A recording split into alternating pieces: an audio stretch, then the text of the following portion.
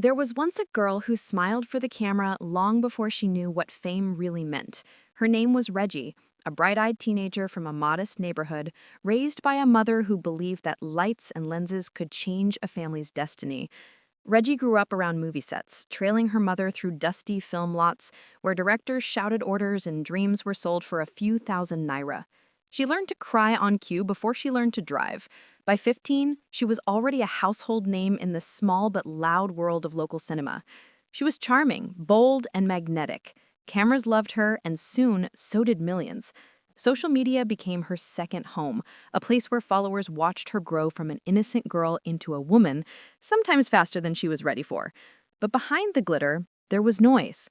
Rumors that she was changing, that fame had hardened her, that she was now chasing things beyond her years. Yet Reggie stayed silent. She posted smiles, shared gratitude, and moved with quiet confidence. Until he appeared. Nedu, a name whispered with respect and envy in equal measure. Businessman, politician, philanthropist, and decades older. Their first meeting was quiet, a charity event in the city. Reggie was invited as a young ambassador. Nedu, one of the sponsors. Their handshake lingered longer than most, and though neither said much, something clicked. To him, she was a spark of youth, unfiltered, curious, and untouched by the cynicism of power. To her, he was a gatekeeper to a world she had only seen from magazine pages, the world of luxury, of certainty, of safety. They started talking. Calls turned into meetings, meetings into laughter, laughter into something deeper, though the world wasn't ready to see it that way. When the news broke, it wasn't gentle. The internet exploded. Memes, outrage, admiration, disbelief. How could she, so young, marry him, so established? But Reggie didn't flinch. Her wedding photos glimmered with gold and confidence. The girl who once smiled for cheap film cameras was now smiling in palaces. Some called it love. Some called it strategy. But to Reggie, it was destiny, or at least that's what she told herself. Behind the lens, her mother watched with pride and worry. She knew the world Reggie was stepping into was not made for softness. It was a world of silent politics, subtle rivalries, and secrets wrapped in silk. And as the celebrations faded and the cameras turned away, Reggie found herself sitting in the quiet halls of her new mansion, surrounded by beauty but haunted by whispers she couldn't silence. Because fairy tales, she would learn, always come with fine print. And so began the story of Reggie and Nedu, a union that divided a nation and built a legend. But every legend hides a truth, one that money, fame, or power can't bury forever. The mansion was vast, but silence echoed louder than the marble floors. Reggie walked its halls like a princess who had won the crown too soon. Chandeliers sparkled above her, but the glitter sometimes felt like chains. At first, life with Nedu was a dream. Private jets, world trips, gifts that made headlines. Every anniversary trended. Every smile became a post, every outing a story. People online called her lucky, others called her bought. She ignored them, or at least tried to. Behind the luxury, Reggie faced a new kind of pressure, one that didn't come from fans or scripts, but from expectations. She wasn't just a wife. She was part of a dynasty now. There were rules to follow, protocols to observe, and somewhere within the sprawling estate were other faces, other women, who had come before her. Nedu had been married before, more than once, some quietly, some publicly, and though he promised Reggie she was different, the shadows of those relationships still lingered in corners where even wealth couldn't sweep them away. Yet Reggie stayed radiant. She learned to smile through whispers, to pose through speculation. She focused on charity, her studies, her image. The girl the internet mocked began to earn their respect, or at least their fascination. But storms often start in still air. It began subtly. Late-night business calls, unexplained trips, photos of Nedu with other young faces circulating online. The tabloids hinted, influencers speculated. Reggie said nothing, posting cheerful videos from her luxury car, her tone composed, her captions wise. But those who knew her closely noticed the silence between her and Nedu growing. They were often apart now, she on movie sets or brand shoots, him on political tours. Then came the rumors of a, quote, new favorite. Another young woman appearing at the same events, smiling the same camera smile Reggie once had.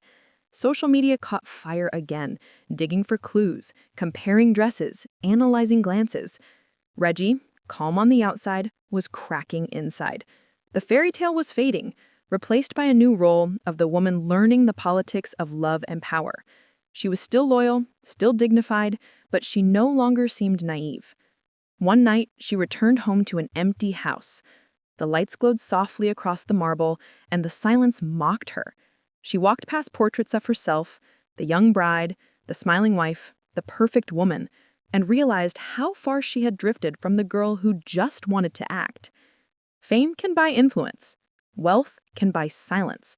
But peace? Peace can't be bought. Reggie's story was no longer just about love. It was about survival in a world that demanded her to be flawless, even when she was breaking. So she adapted. She built her brand stronger than ever. She became the face of ambition, the woman who could have it all and still stay unshaken. But in private, she began keeping a journal, notes about her thoughts, fears, and dreams. And on one page she wrote, "Maybe I didn't marry a man. Maybe I married a world." Her followers saw her glow, but not her tears. Her friends saw her success, but not her questions. And Nedu, ye saw her strength, but mistook it as contentment. But somewhere deep down, both of them knew their story wasn't ending. It was changing.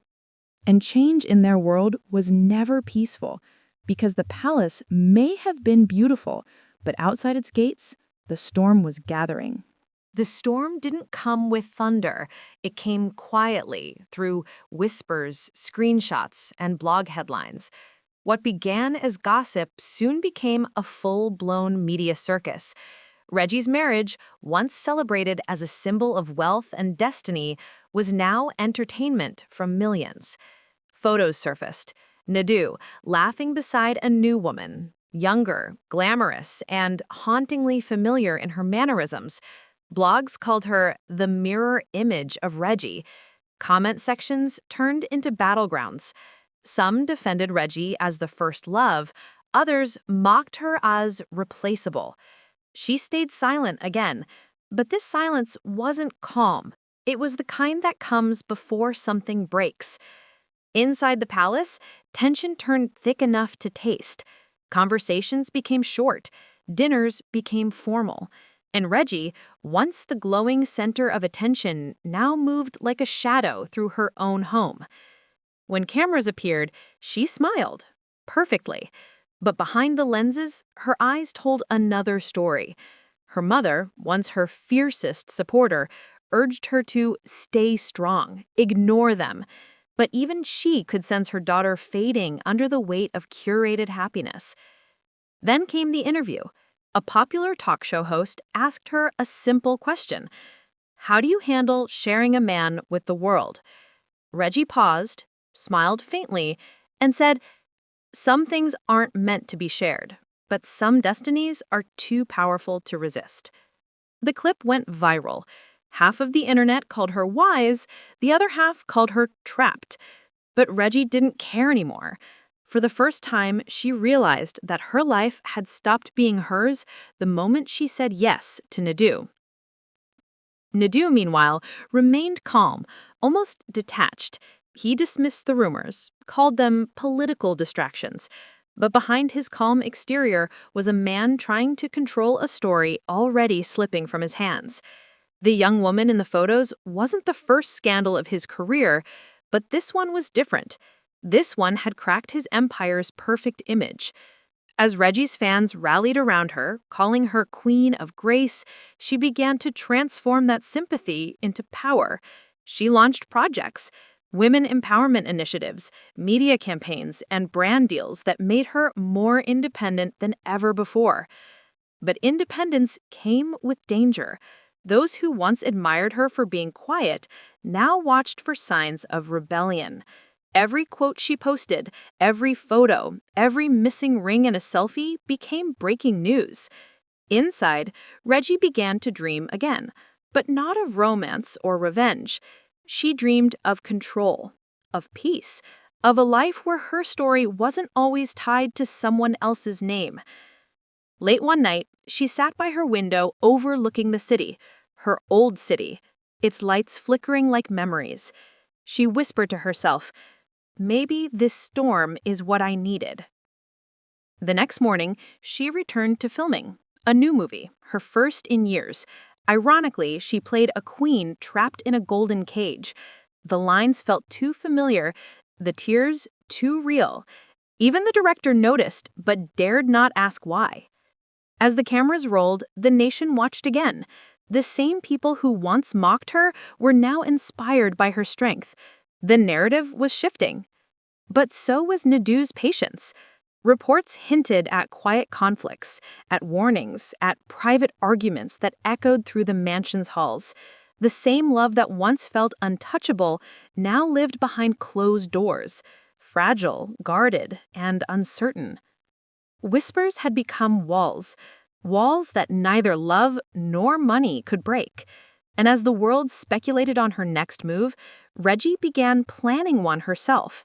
Not out of anger, but out of understanding. Because she now knew, to be free, she didn't need to leave the palace. She just needed to outgrow it. But freedom always comes with a price, and soon she would have to decide if she was ready to pay it. The world didn't see it happen, not at first. Reggie had become too skilled at masking pain with poise, turning heartache into content and silence into strategy. But behind the polished Instagram smiles and quiet interviews, something in her had shifted for good. Months had passed since the last scandal, yet the air around her still felt heavy. Nedu had grown distant, always on the move, always handling business. They lived in the same house but spoke like diplomats, polite, measured, cold. The man who once brought her flowers now brought only explanations. Reggie, on the other hand, had found something he could never buy her: focus. Her charity work was thriving. Brands courted her. Young girls saw her as an icon, not just of beauty, but resilience. She had learned how to turn pity into power. Still, the palace had eyes. Every movement was reported, every expression analyzed. And when Reggie was seen attending a movie premiere alone, the internet caught fire again. Bloggers claimed she'd moved on. Others said she was plotting her escape. Nedu didn't respond publicly, but those close to him said his calm was thinning. The man who once stood above gossip now found himself dragged into it. Rumors swirled that his empire, political and personal, was facing cracks. Some whispered about jealousy, others about pride. Then came the night that changed everything. Reggie had just returned from a charity gala, her silver gown glistening under the chandeliers. She walked into the living room, and there he was, Nedu, waiting, holding a phone with a headline glowing on the screen. Reggie's new freedom, inside the life of the billionaire's wife who refused to break. The room went silent. He looked at her, eyes tired. He asked, "Is this what you want now? To make me the villain in your story?" She didn't answer right away. She simply took off her earrings, sat down, and said, "No, Nedu, I just don't want to be the footnote in yours." It wasn't a fight. It was a release. Quiet, inevitable, and long overdue. From that night, something between them ended, though neither said the word. They still appeared together at official functions, smiling for the cameras, but those who looked closely could see it. The distance, the absence of warmth that once made them untouchable. And yet, Reggie didn't crumble. She evolved. She began producing her own films, telling stories of women who found strength in pain. She expanded her foundation, mentoring young girls who dreamed beyond their circumstances. For the first time since her teenage years, she felt like herself again. Not Reggie the wife or Reggie the star, but Reggie the woman. Meanwhile, the internet continued to speculate. Some said they were secretly separated. Others swore they were back in love. But the truth was simpler and quieter. They had become two people walking parallel paths, tied by history, not by heart. In a world where love and power often collide, Reggie learned the hardest lesson of all, that sometimes freedom doesn't come from walking away, but from standing tall inside the storm. She still visited the mansion, still smiled for the cameras when needed, but she no longer lived for them. The girl who once wanted the spotlight had now mastered it. Nedu, for his part, remained a figure of mystery, respected, envied, but perhaps lonelier than ever. He built empires, she built herself. And though their stories will forever be linked, their destinies no longer were. Maybe theirs was never a love story meant to last forever, but it was one that changed both of them, and in the end, that's what legends are made of. Because the girl who smiled for the camera became the woman who owned the frame.